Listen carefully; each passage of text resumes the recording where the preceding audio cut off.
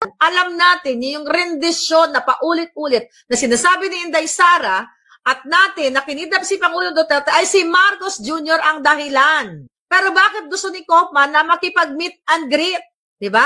Bakit si Kaufman ay mayroong pagnanasa na makamit up si Bangag? Bakit hindi niya gawin lahat ng legal remedy para ipagtanggol yung Pangulong Duterte? Kasi nga, wala nang kinalaman si Marcos Jr. sa desisyon ng mga judges. Sabi ko nga, unless i-bribe natin ang judges, bigyan natin sila ng tigsa 10 bilyon, okay, na palayain si Pangulong Duterte, di ba?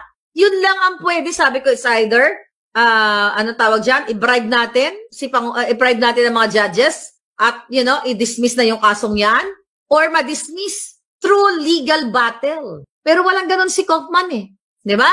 Gusto niya makausap talaga si Bangag. So ano niyan? Anong ibig sabihin niyan, mga kababayan?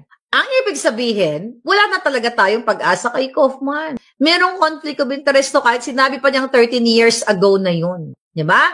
Pinuri-puri pa nga niya si Amy Marcos, remember, di ba? Nung nakipagkita siya, ano ba sinabi niya kay Amy Marcos? Na kesyo, si Mangga, tumutulong daw siya,